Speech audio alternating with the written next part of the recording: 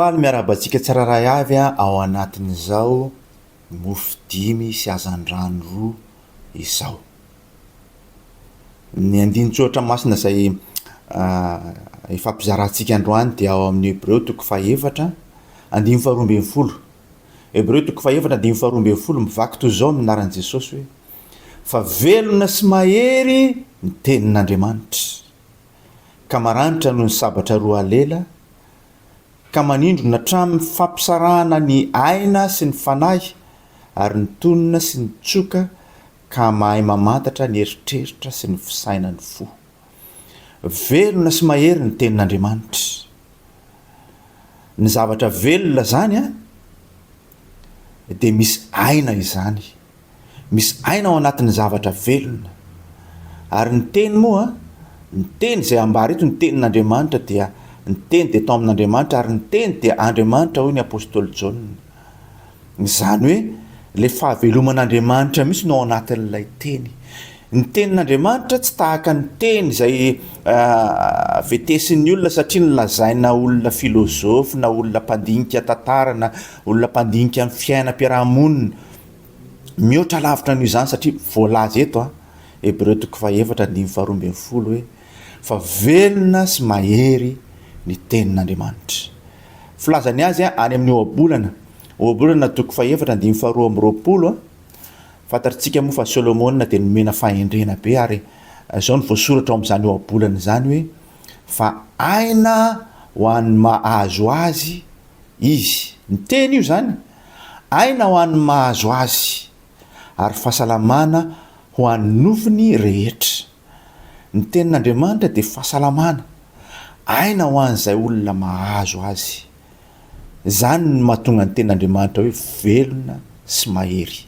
Velona sy mahery ny tenin'Andriamanitra, aina ho an'ny mahazo azy, fahasalamana ho an'ny nofiny rehetra.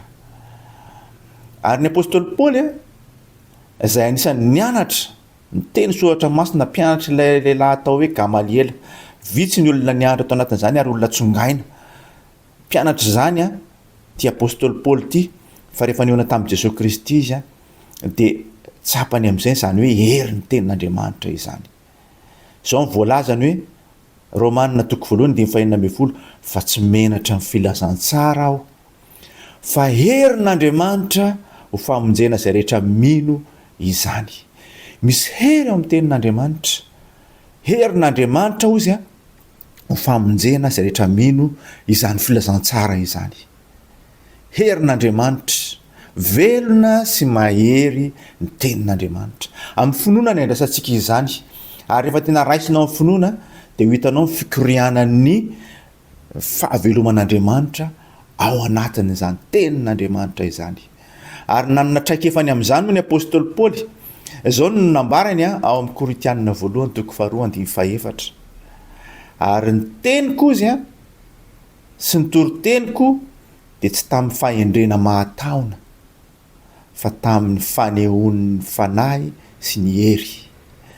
Ny olona mahazo ny tenin'Andriamanitra, no men'Andriamanitra ny teniny dia mahatsapa fa misy herin'Andriamanitra koa miasa ao anatin'izany. Ary zany ny ambaran'ny apôstôly Paoly eto, ny teniko sy ny toroteniko izy dia tsy tamin'ny fahendrena mahataona, izany hoe tsy tamin'ny fahaizako mandahan-teny ka nahatonga ny olona hiova fo, fa misy hery tao ambadika izany tamin'ny fanehoanan'ny fanahy sy ny hery. Raha mampiasa ny tenin'Andriamanitra ny olona anankiray dia tokony tsy afaka misaraka amin'izany ny fanahy sy ny hery, ny fanahy masina, ilay ositra ao anatin'ilay teny. Ny mena zany ary ilay olona zany tokony hikorianan'izay fiainan'Andriamanitra zay aina avy amin'Andriamanitra zay koa.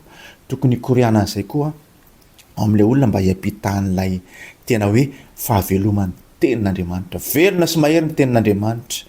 Raha mampiasa saina be ny olona eo am-pizarana ny tenin'Andriamanitra, izay nialan'ny apôstôly Paoly na dia mahay ary izy, na dia mahay andiny soratra masina betsaka izy, na dia manam-pahalalana be ny amin'ny soratra masina ary izy, nialany zany fa aleony fanehoanan'ny fanahy sy ny hery. Izany hoe apahany kely rehefa mampiasa tenin'Andriamanitra ianao fa avelanao hiasa mihitsy hikoriana le ain'Andriamanitra, le fahaveloman'Andriamanitra ao anatin'izany tenin'Andriamanitra zany. ny zavatra velona dia misy aina ao aminy ary afaka miampita izany aina izany raha ohatra ka le olona mampita an'ilay teny a efa misy ny fahaveloman'Andriamanitra koa ao aminy.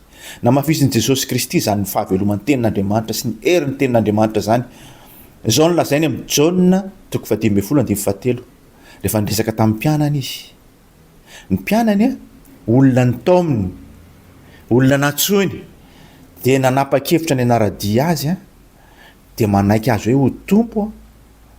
Dia izao no teneniny tamin'ireo olona izay nanaraka azy ireo. Ny mpianany manokana ny teneniny an'ity a Jaona 5:17 efa madio rahateo ianareo no ny teniko izay nolazaiko taminareo. Miteny fotsiny Jesosy Kristy a dia tonga ny fanadiovana ho an'izay rehetra namaly ny antsony a, ho an'izay manara-dia azy. Velona sy mahery a ny tenin'Andriamanitra. Velona sy mahery ny tenin'Andriamanitra. Aina ho an'izay mahazo azy izy a, fahasalamana ho an'ny nofony rehetra. Raha ainao a, raha manaraka ny lamina rehetra zay amin'izay tokony andraisanao ny teny ianao, dia aina ho anao izany ary fahasalamana ho anao ihany koa. Ary rehefa mitory ny teninao dia tsy mianatra filazantsara hoe apôstôly Paoly fa herin'Andriamanitra ho famonjena izay mino izany. Misy herin'Andriamanitra ao anatin'ny teny. Misy herin'Andriamanitra.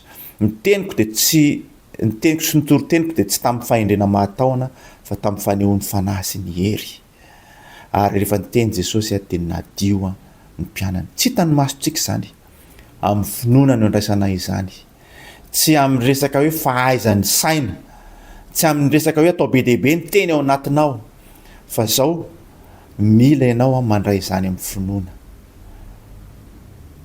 Efa niantso anao ny tompo a, raha nanapa-kevitra ianao ny ara-dia azy a, dia anjaranao ny manaika izany teny izany. Ary ampitondraina ny teny ianao mba tonga fibebahana ho an'ny olona maro. Hijanona teo tsika ny amin'ny androany a, amin'ny manaraka dia mbola toizantsika ihany a ny amin'ity hoe